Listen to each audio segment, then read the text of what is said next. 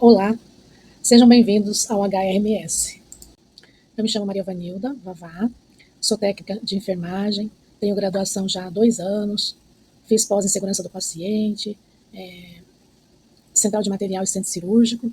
Hoje faço parte do núcleo de segurança do paciente e hoje nós vamos conversar um pouco do período que os senhores irão passar aqui conosco. E novamente sejam muito bem-vindos ao HRMS. Lembrando que os senhores são o futuro da saúde. E os conhecimentos que adquirirem durante o estágio irão moldar a qualidade do cuidado que os senhores oferecerão amanhã. Portanto, sejam curiosos, dedicados e comprometidos, pois isso vai fazer a diferença na vida de cada um dos senhores e principalmente do paciente. Lembrando que a entrada dos senhores será pela entrada dos servidores lá no subsolo, sempre será por lá. E o regional é um hospital de média e alta complexidade.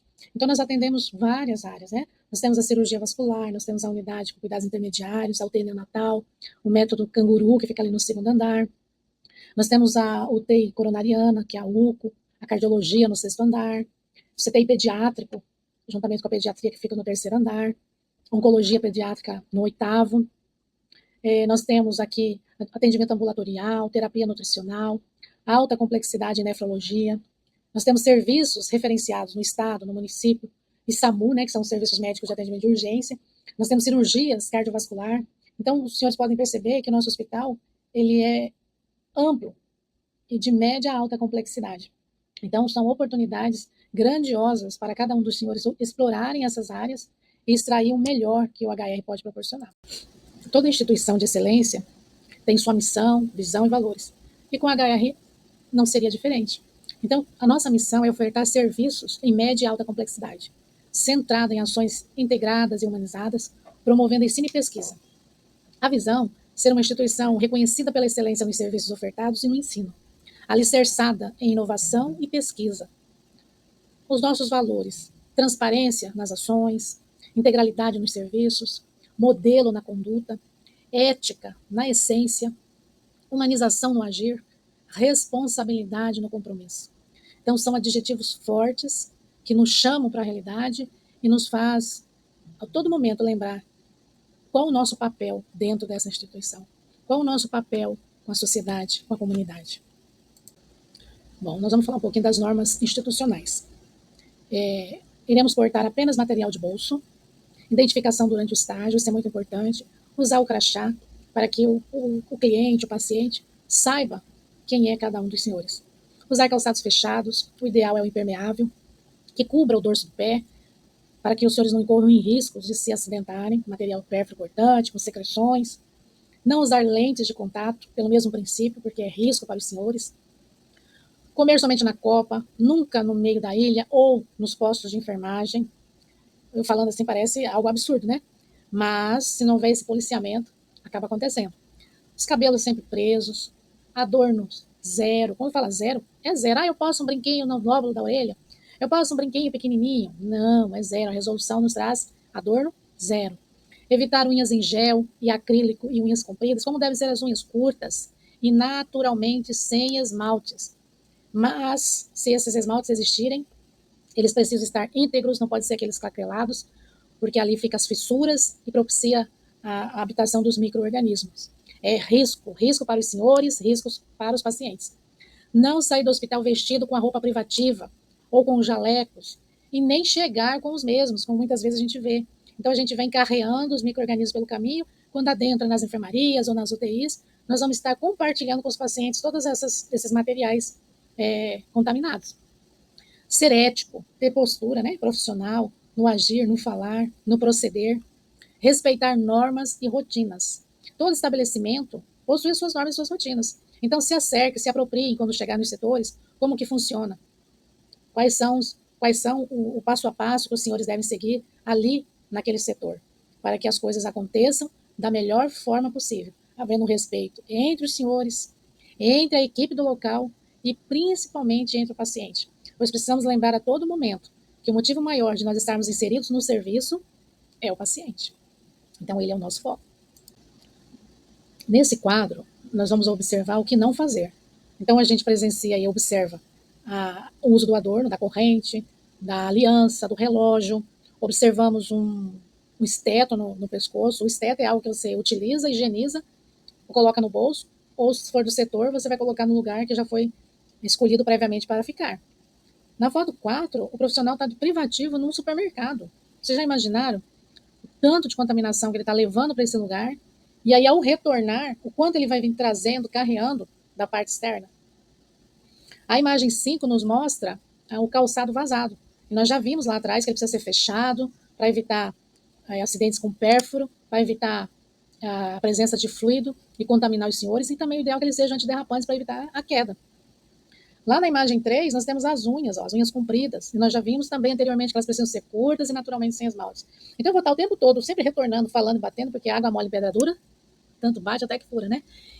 A imagem 7, ela é nosso sonho de consumo. É a profissional que está com o EPI, o cabelo preso, com a mão higienizada. Lembrando que a higienização das mãos é um ato, é uma atitude que faz parte da assistência segura. Ela é a meta 5, né, da segurança do paciente, mas ela vem antes de todo e qualquer procedimento de qualquer profissional. Então, ela é uma ação muito importante. E logo mais à frente, nós vamos falar um pouquinho mais especificamente sobre ela. Vamos falar sobre a segregação correta de resíduos sólidos em saúde. Então, na primeira imagem, nós temos o lixo tóxico. Geralmente, esse aqui é utilizado lá no CETOI, nos setores que fazem as químios, né? É o laranjado. A imagem do saco preto é para o lixo comum. Vou colocar aí papel, copo descartável. Nesse, eu não posso desprezar a máscara, a luva. Por quê? Esse lixo comum, às vezes, ele vai lá para o desterro, onde as pessoas depois coletam. Então, vai colocar em risco crianças, jovens, né? Pessoas comuns que não têm contato nenhum com os lixos biológicos hospitalares e que vai ter esse contato altamente contaminado por falhas nossas. Então, observar o que eu vou colocar aí. O amarelinho do escapaque é para desprezar as ampolas, as agulhas. E eu preciso lembrar que eu posso ir até essa parte tracejada, porque eu não devo ultrapassar, porque aí corre risco para a minha alta contaminação. Chegou nessa parte tracejada, fecha, identifica e a pessoa vem recolher. E o branco leitoso é para o lixo infectante. Então aí você vai colocar os equipos, a máscara, o capote, a luva. Aí sim eu tenho que fazer como é que fala, o descarte de forma correta. Quais são as pessoas que mais correm o risco de se autocontaminar, de se autoperfurar por uma falha que às vezes é nossa, de quem está na assistência? O pessoal da equipe da limpeza hospitalar e os coletadores de resíduos. Que eu já havia falado anteriormente ali na questão do lixo comum, do saco preto. Por que é importante o descarte correto? Então, vamos sempre ter na nossa mente, isso também é para a vida. Se eu fizer o descarte de forma incorreta, eu vou estar prejudicando alguém. Então, vamos manter na nossa imagem essa lembrança, né, do que nós estamos falando hoje. E quando estiver lá nos setores, recorde. Mas eu chego no setor, eu não tenho o saco ideal. Solicita. Peça que a enfermeira, o responsável do setor, solicite junto à equipe da higienização para estar colocando o saco correto. Vocês estarão se protegendo e protegendo também a equipe. E lembrando que esse lixo, ele sempre deve estar fechado, tá, gente? Ele deve possuir tampa e pedal. Para quê? Para que os senhores ou qualquer outra pessoa não venham abri-lo com as mãos, que também é risco. Então, nós vamos falar um pouquinho sobre as precauções. As precauções é algo também que precisamos observar quando nós adentramos nas áreas. Por quê? Para eu ofertar uma assistência de qualidade, eu preciso primeiramente cuidar da minha pessoa enquanto profissional. Né? Eu me cuido e observado esses cuidados, eu vou cuidar do outro. Não é assim? Então, a precaução padrão é aquela que é para todo profissional. Então, eu não posso, depois que o Serviço de Controle de Infecção Hospitalar me traga uma notificação, falando que aquele paciente tem uma pseudomonas, uma Klebsiella, que são as bactérias multiresistentes, e eu falo assim, poxa vida, agora que você vem falar, depois que eu já atendi, já cuidei, mas quem falou que era para você atender, cuidar, sem primeiramente se proteger? Então, a precaução padrão, profissionais, eu vos apresento. Ela é para usar para qualquer e todo paciente. Então, ela é composta, primeiramente, da higiene das mãos, como eu disse lá no começo, a higiene das mãos vai nos acompanhar com E de eterno. O capote, a luva, o óculos, a máscara, o descarpaque para colocar os pérfuros e a touca. Então, eu preciso utilizar desses EPIs para me proteger. As precauções de contato. Você pode observar que praticamente repete quase todos novamente. Mas aqui, eu já tenho paciente com alguma que já veio lá, lembra da notificação da CCH? Já veio me falando que eu tenho esse paciente com a Klebsiella, por exemplo. Então, eu preciso ter essa plaquinha de escrito precaução de contato na porta, e acima da cabeceira no leito do paciente. E eu preciso ter ali do lado esses EPIs, o capote, a máscara. O óculos é de uso, geralmente é de uso pessoal, então cada um geralmente tem o seu, aí você tem que ter os cuidados com ele. E a touca a gente pega no setor lá. A gente deve ter um almoxarifado menor que todo setor tem. Então, esse, de preferência que não fique lá exposto, né? Mas o capote, ele fica dentro de um pacote protegido, a máscara também fica dentro da caixinha, daí a importância da higiene das mãos, porque daí eu vou lá retirar minha máscara, vou retirar a minha luva. Se eu não higienizei as mãos, eu contamino todo esse material. Aí, ao invés de eu estar me protegendo e protegendo o paciente, eu estou levando contaminação para ele. Pegaram? Como é importante? Então, a precaução de gotícula e a precaução para aerossol. Fazendo só a diferença aqui, que da gotícula é a máscara cirúrgica, e a precaução para aerossóis é a N95, por conta que as partículas elas são menores que 5 micras, então precisa dessa máscara que protege e veda melhor. E lembrando também uma observação que se faz quando a gente fala das precauções, se eu tiver paciente para fazer algum exame externo, ele precisa estar de máscara. E eu preciso avisar o setor que aquele paciente está em precaução X ou Y. E no caso da gotícula e do aerossol, as portas precisam manter-se fechadas. Por quê? Porque as partículas, elas espargem, né, gente? No ambiente. Lembra da época do Covid? A gente falava muito a respeito do espirro. Então, a tosse com a etiqueta, proteger a boca, e não é com as mãos. A gente sempre espirrou na mão, na é verdade? Hoje, não. A gente espirrou no dorso do braço ou dentro da nossa roupa. Não espirramos na mão e nem espirramos abertamente, porque eu contamino o ambiente. Então, é o mesmo princípio. Se eu tenho precaução de gotícula, se eu tenho precaução de aerossol, eu tenho que ter o cuidado de ter essa porta fechada. E higienizar as mãos antes e após o atendimento nesses leitos. Reforçando sempre, falar o tempo todo que a água mole e pedra dura, tanto bate até que fura, né? Veja, mais um dia cheio. O hospital está lotado como sempre.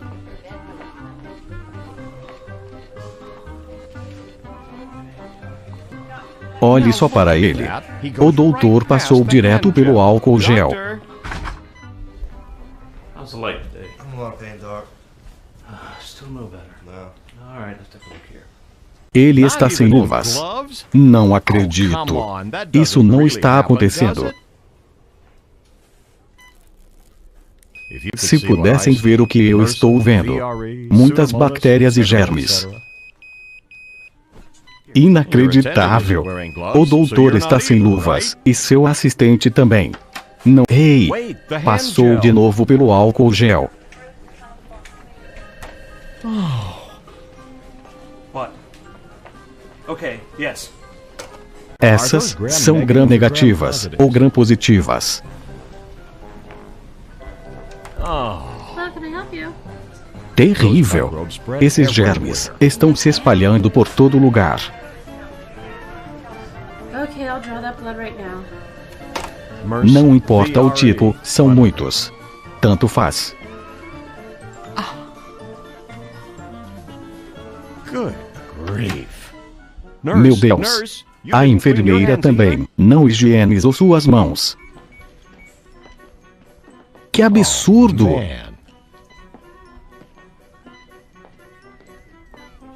O paciente acabou de ser operado.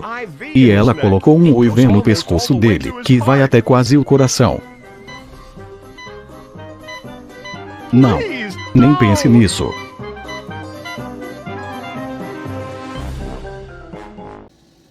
Vocês sabem o que é segurança do paciente? Você sabe quais são as 6 metas internacionais de segurança do paciente? E que essas metas, elas fazem parte do norteamento do cuidado de todos os pacientes que adentram o ambiente hospitalar. A primeira meta de segurança do paciente é identificar corretamente os pacientes. E que todos que forem atendê-lo precisam conferir o nome em todas as fases do cuidado. E aqui dentro do hospital regional, ficou acordado em protocolo institucional 3 identificadores. O nome da mãe, o nome do paciente e a data de nascimento.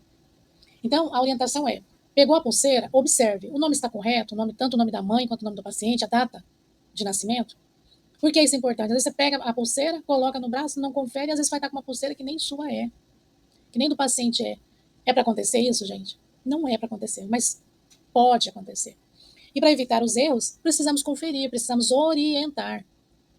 E a pulseira, ela é aquela que vai conversar dentro do hospital. Para administrar uma medicação, eu preciso conferir. Para fazer um exame, eu preciso conferir.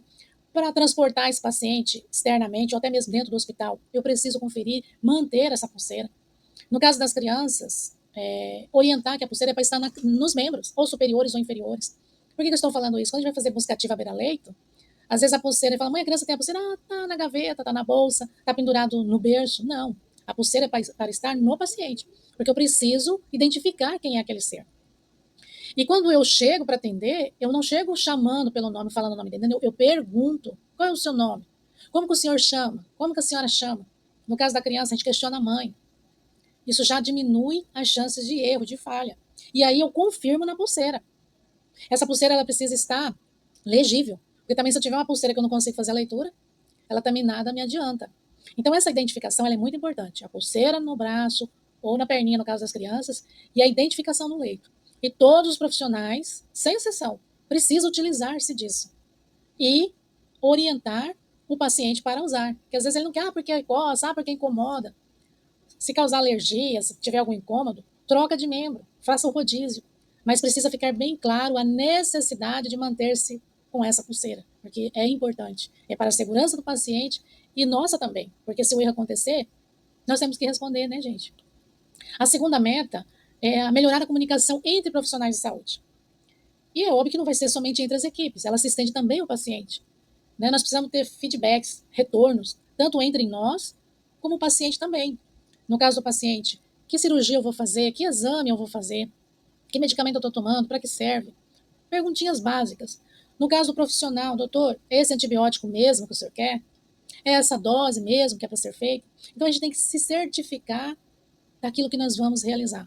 Porque nós estamos praticando algo em um terceiro. E que se eu causar dano, esse dano às vezes eu vou ter que fazer uma avaliação. Ele é leve, ele é moderado, ele é grave. Então todas as minhas ações, ela vai trazer um resultado para o paciente. Então, como já dizia Hipócrates, primo non nocere, não sei se pronunciei certo, primeiro, não cause danos, porque o paciente já está fragilizado. Então, nós, enquanto profissional, não podemos ser aqueles que vai contribuir para que ele fique aqui mais tempo. Isso gera custos, é onoroso para o hospital, para o paciente também, porque ele tem toda uma vida lá fora que está parada, que está estagnada.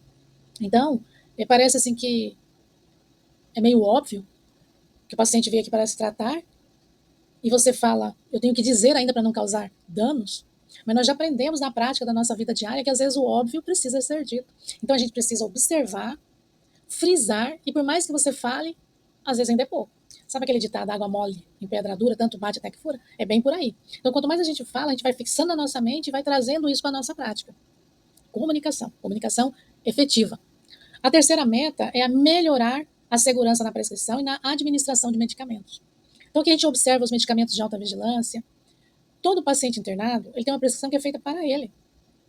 Mas, às vezes, até ele toma o mesmo medicamento, mas, às vezes, as doses são diferentes. Então, eu trago para observação o caso das crianças. Às vezes, eu tenho uma enfermaria que tem crianças de variadas idades e variados pesos, né?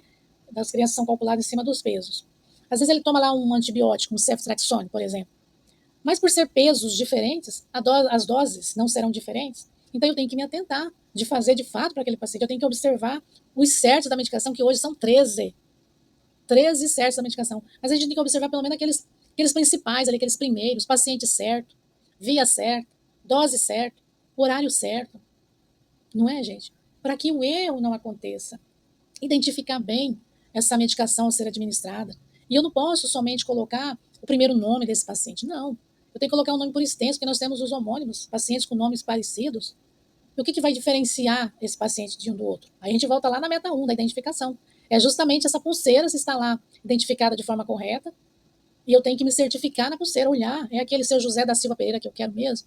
Então, vocês vão observando que as metas, elas são interligadas. Elas se completam e uma auxilia a outra. E quando o erro acontece, geralmente é porque houve falha de processo. Houve falha no processo. E às vezes quando o erro acontece ali, com aquele com o qual o erro aconteceu, ele vai ser tão vítima quanto o próprio paciente. Por isso, eu tenho frisado nessas observações, de prestar atenção nesse paciente, ele está identificado, você conversou com ele, a sua equipe conversa, há uma comunicação efetiva para que as coisas aconteçam da forma adequada. Um exemplo, vai levar o paciente para fazer um exame, um raio-x. e esse paciente está em precaução de contato, um exemplo. Eu tenho que avisar o pessoal lá do raio-x, da imagem, que esse paciente está em precaução de contato. Por quê? Para que quando o funcionário que for atender esse paciente, ele também se proteja. Coloque o EPI adequadamente. Então, eu não posso simplesmente chegar lá e aquela equipe não está preparada para aquilo que eu estou levando. Então, vocês percebem que uma meta auxilia a outra. Eu preciso de comunicação efetiva, eu preciso de uma identificação adequada, e eu preciso ter uma prescrição e uma administração de medicamento também conforme, para que eu não venha a prejudicar esse paciente. A quarta meta internacional de segurança do paciente, assegurar cirurgia em local de intervenção, procedimento e pacientes corretos. Essa prática, como todas as outras, é muito importante. Eu chamo a atenção nesse momento que tem o preenchimento do checklist.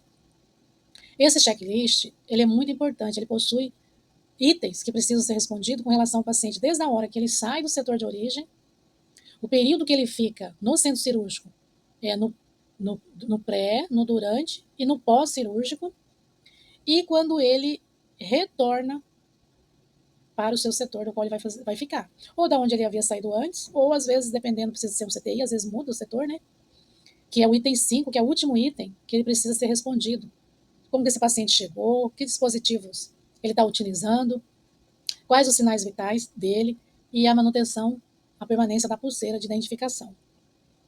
Então, esse checklist, ele é o que conversa, podemos dizer assim, do que foi essa passagem desse paciente pelo momento cirúrgico. Então, ele tem questionamento sobre a primeira dose do antibiótico, se tomou ou não, se tem alguma alergia ou não. Então, assim, ele é importante e ele precisa ser auditado. E, havendo dúvidas quanto ao preenchimento, pode nos procurar aqui no Núcleo de Segurança do Paciente. Nosso ramal é o 2929 e nós estamos à disposição dos senhores para solucionar alguma dúvida com relação a qualquer uma das metas, né? Porque quando a gente chega no ambiente hospitalar, tudo é novo. Algumas exceções, às vezes, para algumas pessoas que já trabalham, né? Mas a maioria é tudo novo. Então, às vezes, a gente fica com medo de tudo, até de tocar no paciente, até de perguntar, tem hora, né? Vamos ser sinceros. Mas não tenha. Pergunte. Não faça nada em dúvida. E essa questão do checklist é para quem está ali no atendimento.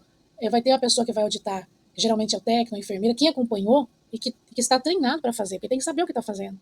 Mas ela precisa acontecer. Às vezes você vai proceder, às vezes é um médico, às vezes é um físio, né? O próprio enfermeiro questiona sobre o checklist. Está preenchido?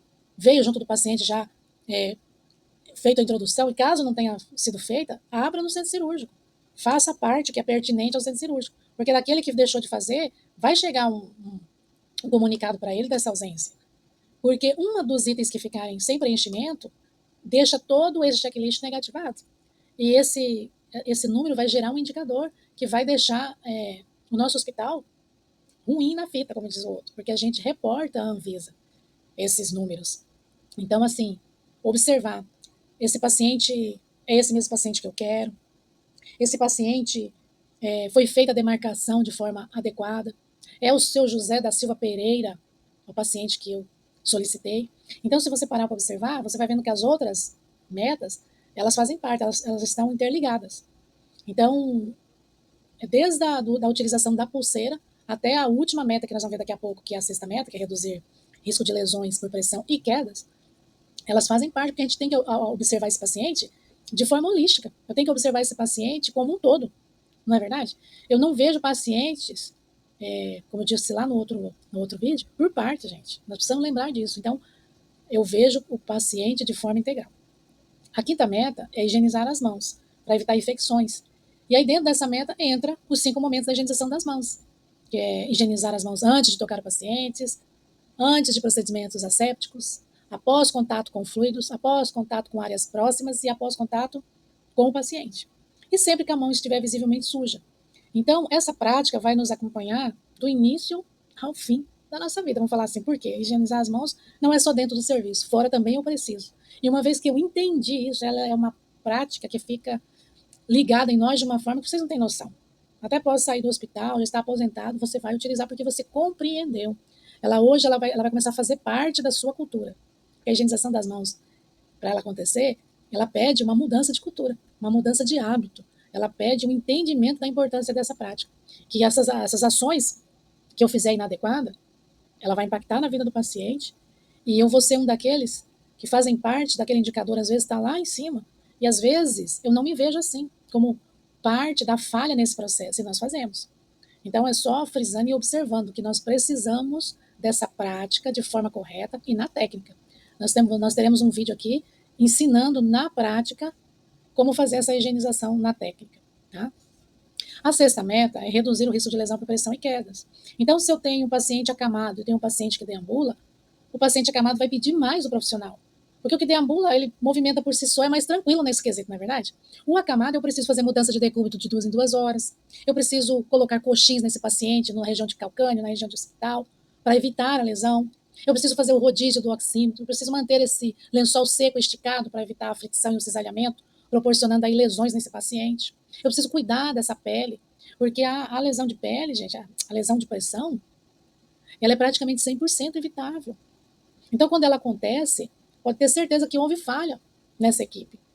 E todo mundo pode observar isso, porque se eu estou lá, eu sou às vezes um físio, vou fazer procedimento nesse paciente. Eu olho lá o reloginho da mudança de decúbito, se já está na hora, eu posso auxiliar a enfermagem nessa mudança. Porque eu tenho que pensar que o meu foco é o paciente. E se houver falha entre os profissionais, é o paciente que vai sofrer as consequências. Então a gente trabalha como equipe. E como equipe, visando o primordial. O que é primordial para nós dentro do hospital? O paciente. E se eu não fizer tudo que estiver ao meu alcance para o paciente, quem irá fazê-lo?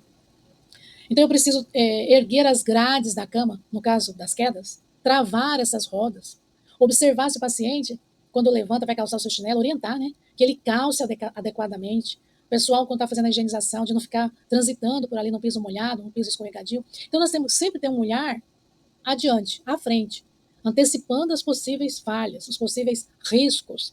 O risco, o nome já está dizendo, não é que vai acontecer, mas ele pode acontecer.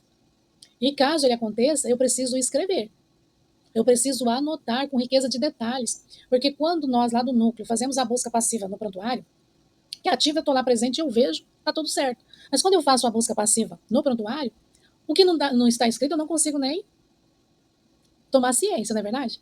Mas também quando está escrito de forma inadequada, um exemplo, paciente com lesão em sacral. Eu sei que tem uma lesão ali, mas de que forma ela está? Que estágio ela está? Se a pele está rompida, ela somente está hiperemiada.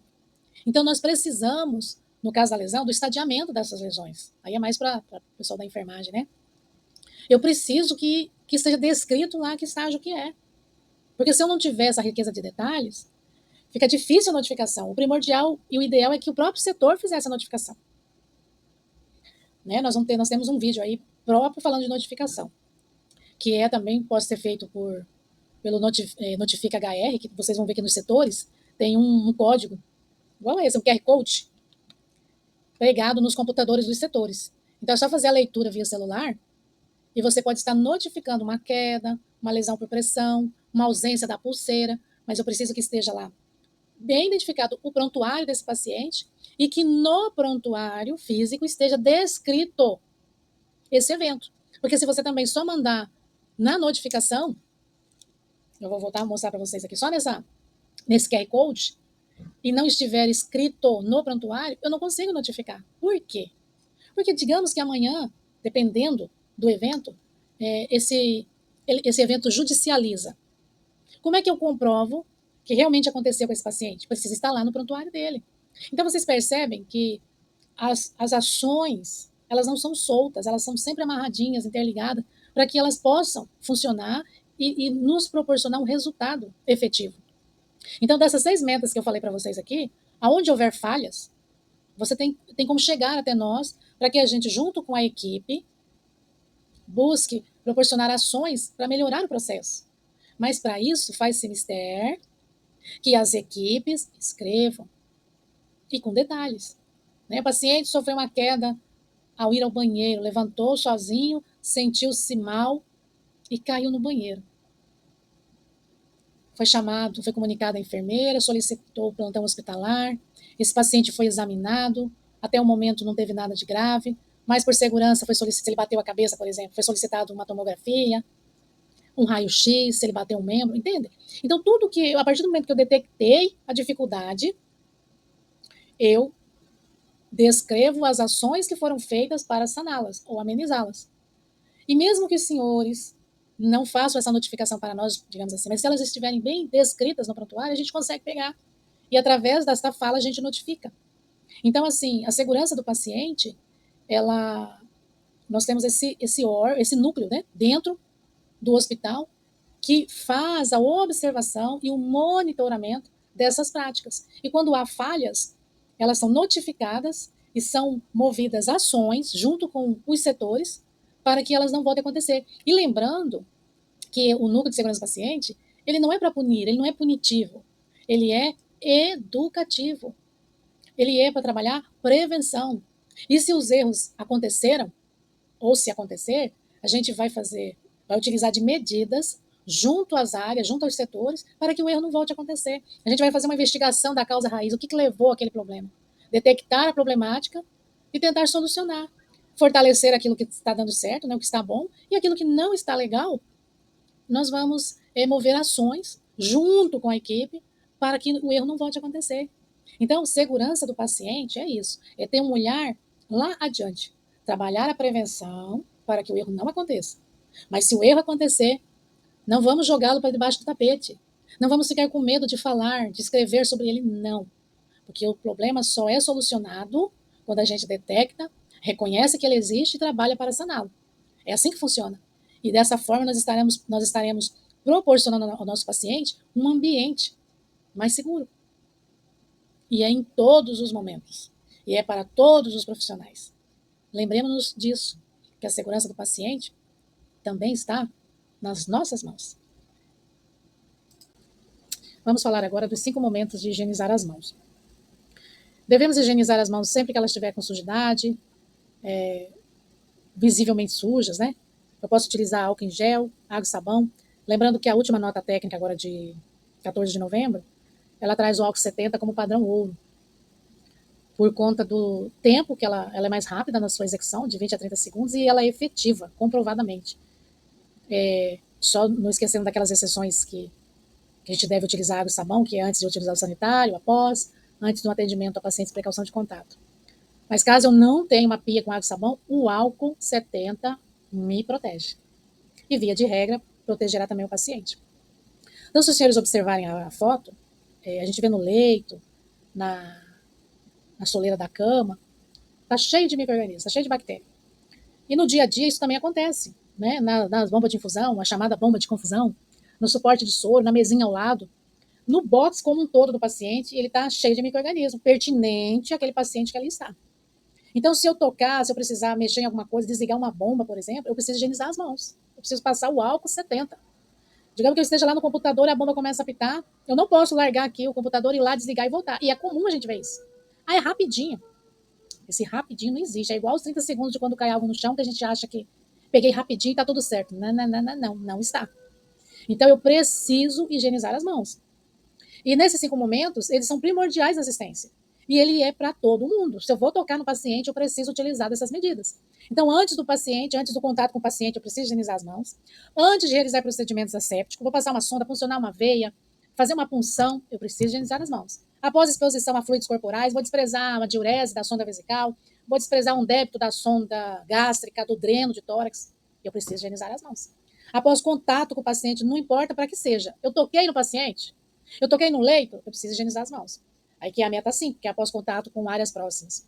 Então, assim, eu fui ali naquele ambiente restrito, pertinente ao paciente, eu preciso higienizar as mãos. Se eu vou tocar, e após tocar, eu preciso novamente higienizar as mãos. E eu preciso fazê-lo na técnica, porque se eu fizer a higienização de forma incorreta, eu vou estar deixando vestígio, resíduo nas minhas mãos, que é risco para mim enquanto profissional e risco para o próximo paciente que eu iria atender, ou áreas que eu irei tocar. Eu preciso lembrar disso, que aonde eu tocar com a mão contaminada, eu vou deixar ali uma partícula, seja na caixa de luva, seja no pacote do capote, seja na caixinha de máscara, não importa. Se eu não higienizei as mãos, eu estou levando contaminação. E quando eu higienizo, eu estou levando cuidados cuidados com qualidade, cuidados com boa prática. Vim dar algumas dicas de boas práticas da higiene das mãos para vocês. Procure sempre ter um álcool em gel na bolsa. Sempre que chegar da rua, antes de utilizar os alimentos, antes de utilizar o vaso sanitário, higienize as mãos e após também, evitando também tocar superfícies, pois estas são fontes de contaminação. E agora eu vou ensinar a técnica correta da higienização das mãos. Molhe a mão. Eu vou esfregar a palma da mão, vou friccionar, aí eu vou friccionar o dorso da mão. Esse movimento eu vou limpar os espaços interdígitos. Eu vou higienizar o dorso da minha mão, mão direita na mão esquerda na mão direita. Polegar, fazendo proximal distal. O próximo é a polpa das digitais. E por último é o punho. O chave é sempre da polpa para o punho. Eu vou secar da polpa para o punho. E com esse papel que eu sequei a mão, eu fecho a minha torneira e abro a maçaneta da minha porta, evitando assim contaminar a minha mão. A sua segurança no estágio vem em primeiro lugar. Então, utilize corretamente os EPIs, de acordo com cada área do estágio. Então, você vai estar na farmácia, você vai estar no laboratório, ou você vai estar na área da assistencial. Se acerque, se certifique quais são os EPIs que você precisa utilizar. Aqueles que vocês estudaram lá na teoria. Se caso tenha dúvida, veja com o pessoal do setor, com os responsáveis. Mas utilizem. Para ofertar o cuidado, para ofertar assistência, faz-se necessário que os senhores também estejam protegidos, que os senhores estejam utilizando o EPI. Caso aconteça algum acidente biológico, o que fazer? A primeira pergunta do seguro dos senhores é se o indivíduo estava utilizando o EPI. Então, é algo que você precisa ficar atento e utilizar. O vídeo a seguir vai ser ofertado pela enfermeira Terezinha, que é responsável pelos acidentes de trabalho que ocorrem aqui no hospital. Ela é responsável, na verdade, pela segurança do trabalhador. E ela vai apresentar, vai mostrar aos senhores com riqueza de detalhes o que fazer caso o acidente aconteça. Vejam o vídeo a seguir. Olá, sou Terezinha, enfermeira do trabalho do Hospital Regional de Mato Grosso do Sul.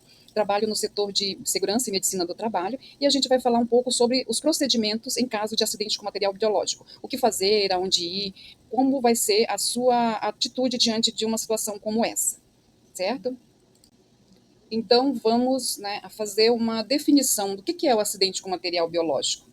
O acidente com material biológico, ele consiste na exposição da pessoa a sangue ou secreções, que pode ser através da pele ou mucosas. Então, se você está fazendo um procedimento e espirra uma secreção com sangue em você, ou você se perfura, configura um acidente com material biológico.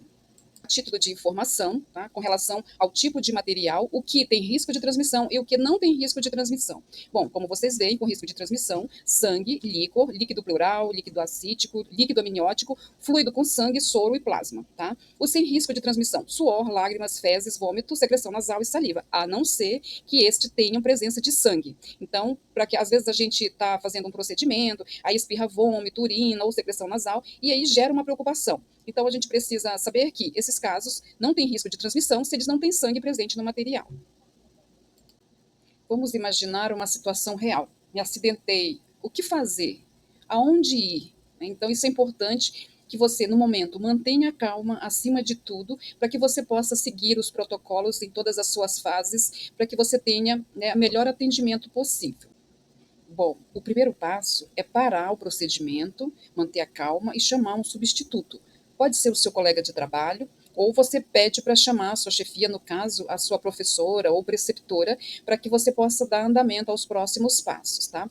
Até porque pessoas que se acidentam, principalmente no acidente percutâneo, eles ficam mais tensos e aí fica até impossível continuar o procedimento. Então, a melhor forma é manter a calma, parar o procedimento e chamar um substituto. O próximo passo é o cuidado com a lesão. Então, você vai lavar a área atingida com água e sabão, evitar movimentos de fricção na pele. Isso, se for pele, você usa água e sabão. Se for a mucosa, você vai usar o soro fisiológico, tá? Evite usar na pele também, no local da lesão, soluções abrasivas, como éter, álcool, tá? A água e o sabão é suficiente. Se o paciente fonte for conhecido, é importante identificar esse paciente, anotar nome, número do leito, para que você possa levar essa informação para a medicina do trabalho, até para que depois, no protocolo de acompanhamento sorológico, a gente também possa acompanhar o estado sorológico desse paciente, porque no momento a gente vai dizer o que tem que fazer, quais os exames, e se for negativo, mas a gente não pode esquecer da janela imunológica. Então, eu preciso identificar o paciente para que também seja acompanhado o status dele daqui 2, 3 meses. Então, identifique o paciente fonte, pegue o número do leito, o nome do paciente, para que a gente possa, né, fazer uma investigação nas sorologias dele, para ver se é necessário você entrar ou não com antirretroviral. Por isso que é importante a gente identificar o paciente fonte. Existem casos de acidente que não é possível identificar o paciente fonte. Por exemplo, quando se acidenta no momento do descarte do pérfuro cortante, às vezes a caixa está acima do nível permitido, às vezes ela está posicionada num local em que é mais baixo que o meu campo de visão. Então, se você vai descartar e acaba se furando, você não sabe exatamente em quem aquela agulha ou aquele pérfuro foi, qual foi o paciente. Aí, nesse caso, é importante você, na descrição do seu acidente, você informar qual foi o tipo de fonte, né, se é possível identificar ou não. E, de regra, nos sacos de lixo, no descarte, ou às vezes infelizmente se encontra às vezes na pia, e aí você acaba se acidentando, e aí nesse caso é importante informar as circunstâncias do acidente. Bom, após os procedimentos iniciais, como parar o procedimento, chamar um substituto, avisar a chefia imediata, o cuidado com a área atingida, a procurar imediatamente um atendimento médico. Durante a semana, de segunda a sexta, a gente está no horário comercial na medicina do trabalho, então você pode procurar diretamente a medicina do trabalho. Aqui é importante frisar que quando inicia o seu processo de estágio no hospital, é importante você abrir um prontuário médico, porque todos os atendimentos são feitos no sistema, então é necessário você ter um prontuário médico. O ideal, quando iniciar, é procurar o ambulatório, lá nos guichês do ambulatório, e abrir o prontuário caso você não tenha. Porque caso você se acidente, você chega na medicina do trabalho, você já é atendido. Caso você não tenha o prontuário, você precisa ir no ambulatório. Se for num horário de pico, é mais complicado. Então, a orientação que a gente dá é no início do estágio, não precisa ir todo mundo junto, o professor pode organizar e a cada 2 ou 1 por 1, abrir o seu prontuário para que, caso você precise ser atendido, você já tem o seu prontuário e você é atendido imediatamente, tá? Nos finais de semana ou à noite, o interessante é ir na UPA, porque hoje o processo de distribuição de antirretrovirais, eles são feitos pelo município. Então, caso haja necessidade, até quando você vai na medicina do trabalho, caso haja necessidade de entrar com antirretroviral, o médico vai te atender e vai te encaminhar para a UPA para poder pegar a medicação. A gente fica tranquilo com relação a isso, preocupados com a espera, por exemplo, não vai acontecer, porque eles classificam como vermelho, lá nas UPAs, o acidente com material biológico. A gente costuma usar a UPA Leblon, que fica mais próximo do hospital. Então, se você se acidentou à noite, final de semana, não precisa ficar no pronto-socorro esperando que é uma emergência, a demora pode ocorrer. Então, você já sai e já vai direto na UPA passar pelo atendimento lá. Depois, você traz para a gente qual foi a conduta tomada, tá? Via de regra, eles entram com o antirretroviral por 28 dias. Então, recapitulando, procure imediatamente a medicina do trabalho, se for em dias de semana. À noite ou feriado, você vai na UPA Leblon e depois procura a medicina, até para a gente fazer a notificação do acidente, para a gente abrir a CAD. No seu caso, como não é vínculo empregatício, mas vocês têm um seguro acidente por conta do estágio. Então, para você acionar o seguro, você precisa de um documento. E o documento ideal é esse registro do acidente, entendeu? Então, procure imediatamente a medicina e a gente vai orientar da melhor forma possível. A partir do momento que você atendido na medicina do trabalho, a gente vai fazer o acompanhamento sorológico. Então, mesmo que termine o seu estágio, porque a gente vai acompanhar, se paciente fonte negativo, até 6 meses, se positivo, até 1 ano. Então, se você precisar acompanhar até 6 meses, mesmo que termine o seu estágio, você precisa retornar ao hospital para concluir o acompanhamento sorológico, tá? Uma observação com relação ao tempo para entrar com a quimioprofilaxia, que são os antirretrovirais. Quanto antes, então a gente tem de 2 a 72 horas para ser efetivo, depois disso não é mais indicado entrar. Então, quando você se acidenta, procure imediatamente o atendimento para que você possa usar o antirretroviral em caso de necessidade. Bom, o teste rápido para o paciente fonte é muito importante, né? Se a gente sabe qual é a fonte, se ela é conhecida. Então, o hospital, no seu protocolo, pede teste rápido de HIV e das hepatites para o paciente fonte. Por isso que é importante você comunicar ao seu professor que, enquanto você é encaminhado para o atendimento, ela já pode acionar a enfermeira do setor, né, para que seja pedido esses testes rápidos, informar que é um acidente com material biológico e pedir esses testes rápidos, porque eles vão ser importantes para saber se vai entrar ou não com antirretroviral, se vai precisar de imunoglobulina, hiperimune, caso você precise. Então, são informações importantes que a gente precisa ter para dar continuidade no atendimento, tá? Então, essa informação, por isso que o teste rápido é bom saber já o resultado, que se você for para a UPA, você já leva essa informação para o médico que vai te atender na UPA também. Isso vai definir a conduta dele. O que a gente entende é que, como é protocolo, a maioria deles entram com antirretroviral na UPA, né? Mas essa informação é importante, porque quando a gente fazer o acompanhamento sorológico, a gente já vai ter uma atenção maior caso esse teste venha positivo da fonte. Então, é uma informação muito importante para o acompanhamento do acidente. Aqui só informando a importância de usar os antirretrovirais de 2 a 72 horas, porque quanto antes você iniciar, a efetividade é maior, é 98%. À medida que o tempo vai passando, até 72 horas ainda se entra com antirretroviral, mas depois disso, mesmo que a fonte seja positiva, dificilmente eles vão entrar, porque pelo protocolo do Ministério da Saúde é até 72 horas. Depois disso, não tem mais a garantia da proteção do antirretroviral, que nesse período o vírus já entrou, já se instalou, então é importante cuidar desse tempo. Quanto antes você ser atendido, avaliado, melhor. Bom, com relação à exposição às hepatites, né? É importante que a gente conheça o status da fonte, porque se ela for positiva para hepatite, aí a gente vai precisar analisar o acidentado. Por exemplo, se o acidentado não é vacinado, ou se o anti-HBS dele é negativo, ele é encaminhado para fazer a imunoglobulina hiperimune, que é uma proteção ativa. Então, ele é encaminhado para o CRIA, que a gente tem aqui no Hospital Regional, que é o Centro de Referência de Imunobiológicos Especiais, para fazer essa proteção ativa. Então, por isso que é importante também você saber o seu estado sorológico. Se você já é vacinado, qual que é o seu anti-HBS? Ele é positivo ou ele é negativo? Se ele for negativo, é importante informar para o médico que está te atendendo, porque ele pode te encaminhar para fazer a imunoglobulina, que é essa forma ativa de proteção. Importante ressaltar que todo acidente, seja biológico ou não, deve haver uma comunicação do acidente de trabalho, porque é a forma que você vai poder provar que o acidente aconteceu e fazer o que a gente chama de nexo de causalidade, que é o link entre o acidente e o aparecimento da doença. Se você não tem esse registro, fica impossível você provar que aquele adoecimento veio daquele acidente. Então, a gente emite a CAT, que é a comunicação de acidente de trabalho. No caso dos estudantes, serve para comprovar, como já falei anteriormente, junto ao convênio, do seguro, que ampara, o que vocês têm, quando vocês vão para o estágio, vocês têm o seguro acidente. Então, para comprovar junto ao seguro, você precisa desse documento, que é a CAT. E a gente também faz a notificação compulsória, que é uma recomendação do Ministério da Saúde. Dando sequência, que a sua segurança no estágio vem em primeiro lugar, precisamos nos atentar quanto ao cartão de vacina. Ele precisa estar atualizado. Verifica se o seu anti-HBS está positivo. Caso não esteja, é necessário repetir essa vacina. Lembrando que os senhores estarão em um local que há muita exposição, né? Então, a gente está sempre chamando a atenção ao cuidado com os EPIs, justamente por isso, que ele acaba sendo uma barreira, mas nós sabemos também que, mesmo com as barreiras, os acidentes podem acontecer. Então, faz parte da segurança pessoal de cada um o cuidado com o cartão vacinal.